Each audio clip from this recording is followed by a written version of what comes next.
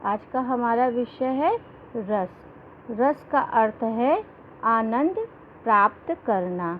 यानी कि जब हम कोई कहानी पढ़ते हैं, कविता, नाटक, उपन्यास पढ़ते हैं या कोई फिल्म देखते हैं या कुछ और देखते हैं या सुनते हैं, पढ़ते हैं, तो जो पाठक होते हैं या श्रोता होते हैं या जो दर्शक होते हैं, उन्हें जिस सुख की, दुख की या आनंद की अनुभूति होती है, वही काव्य में रस के नाम से जाना जाता है।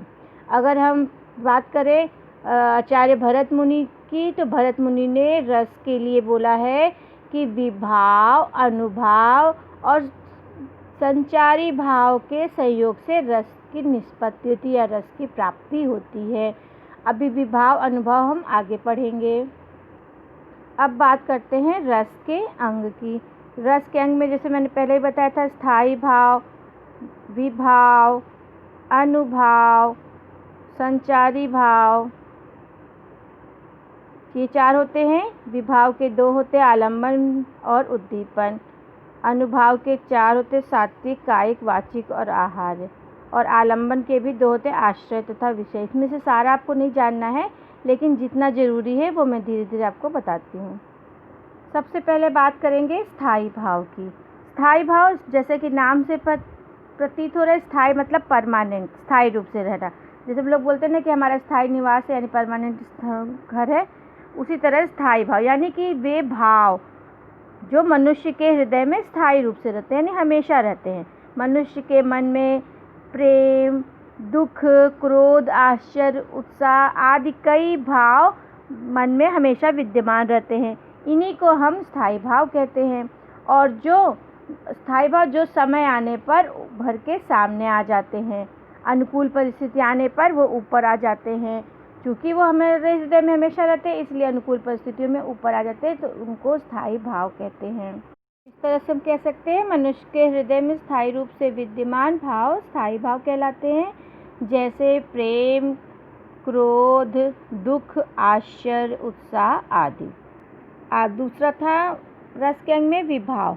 विभाव का तात्पर्य है उन वस्तुओं से है, उन विषयों से है जिनके प्रति सामने वाले के मन में किसी प्रकार की भाव या संवेदना जागृत होती है। अर्थात भाव जो मन में हमारे भाव जागृत हो रहे हैं, यानी हमारे मन में जो भी भाव उत्पन्न हो रहे हैं, उनके जो कारण होते हैं उन्हें हम विभाव कहते हैं। यानी जिनके कारण हमारे मन के भाव जागृत हो रहे हैं उन्हें हम विभाव कहेंगे। विभाव के प्रकार हमने पहले पढ़ा था, 2 होते हैं, आलंबन और उद्दीपन। तो अब आलंबन और उद्दीपन को देखते हैं। आलंबन, विभाव। आलंबन का मतलब जैसा ही नाम से पता, आलंबन मतलब सहारा होता है। तो जिन व्यक्तियों या पात्रों के माध्यम से आलंबन हो या भाव, जिन व्यक्तियों या पात्रों के द्वारा भाव हमारा उत्पन्न होता है, एक तरह से जिसके द्वारा भाव की उत्पन्न हो रही है, उसे हम आलंबन, विभाव कहते हैं। आलंबन, विभाव मतलब, एक बार फिर से बोलते हैं कि जिन व्यक्तियों या पात्रों के आलंबन या सहारे से जो स्थायी भाव उत्पन्न होता है उन्हें हम आलंबन, विभाव कहते हैं। जैसे कि नायक या नायिका यानी किसी फिल्म के हीरो हीरोइन है, वो हम इनके कारण हमारे मन में जो भाव उत्पन्न हो रहे हैं वो आलंबन होते हैं। ये 2 प्रकार के होते हैं, एक आश्रय और विषय। आश्रय मतलब जिस व्यक्ति के मन में प्रेम उत्पन्न हो रहा है, जो भाव उत्पन्न हो रहा है वो आश्रय में आ जाएगा। विषय जिस वस्तु या व्यक्ति के लिए आश्रय के मन में भाव उत्पन्न हो रहा है उसे विषय कहते हैं। अगला उद्दीपन विभाव। उद्दीपन विभाव मतलब जो स्थायी भाव को और तीव्र करने का प्रयास करते हैं, यानी जो बाहरी चेष्टाएं होती, क्रियाएं होती हैं, जो हाव भाव होते हैं, जिनके कारण मन में स्थायी भाव और तीव्र हो जाते हैं, उन्हें हम उद्दीपन विभाव कहते हैं। अगला है अनुभाव। अनु मतलब कि पीछे, जैसे कि मतलब अर्थ निकलता है अनुभव, पीछे के भाव। यानी जब हमारे मन में या सामने वाले के मन में स्थायी भाव उत्पन्न हो जाते हैं, उसके बाद जो पीछे भाव उत्पन्न होते हैं उन्हें अनुभाव कहते हैं। अर्थात स्थायी भाव के बाद उत्पन्न होने वाले भाव। स्थायी भाव के बाद जो भाव उत्पन्न होते हैं उन्हें हम अनुभाव कहते हैं। ये अनुभाव भी 4 प्रकार के होते हैं: सात्विक, कायिक, वाचिक, आहार्य। ये चारों हैं। सात्विक, जो अनुभाव मन में आए भाव के कारण स्वतः ही प्रकट हो जाते हैं। कायिक मतलब कि जो मन में अपने आप प्रकट होते हैं उन्हें सात्विक कहते हैं। कायिक मतलब जो शरीर में होने वाले परिवर्तन होते हैं। वाचिक मतलब जो बोलने वचन में आए परिवर्तन होते हैं। और वेशभूषा द्वारा प्रदर्शन। कायिक मतलब जैसे कि कई बार हम चीज़ देख कर, भूत वाली मूवी वगैरह देख कर हम डर जाते हैं, हमारे रोए खड़े हो जाते हैं, तो ये कायिक में आएगा। हमारी जबान लड़खड़ाने लगती तो वाचिक में आएगा। इस तरह से ये सारे अनुभाव होते हैं। और रस का चौथा और अंतिम अंग है संचारी भाव।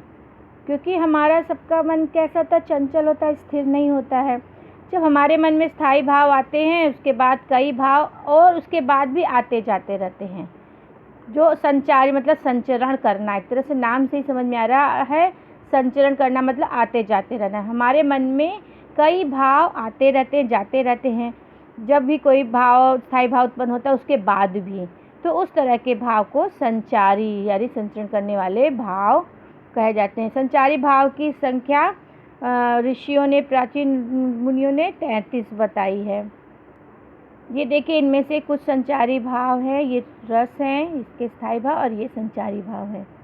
इनमें से 33 हैं, जैसे स्मृति है, हर्ष है, मोह है, हर्ष, चपलता, लज्जा, ग्लानि, शंका, चिंता, उग्रता, क्रोध, आवेग, गर्व, डर, शंका, चिंता, दीनता, निर्वेद, घृणा, हर्ष, स्मृति, घृणा, हर्ष, प्रसन्नता, विस्मय, वत्सलता, हर्ष, गर्व, निर्वेद और श्रुत्य आदि। इस तरह से कुल संचारी भाव काव्य शास्त्र में 33 बताए गए हैं।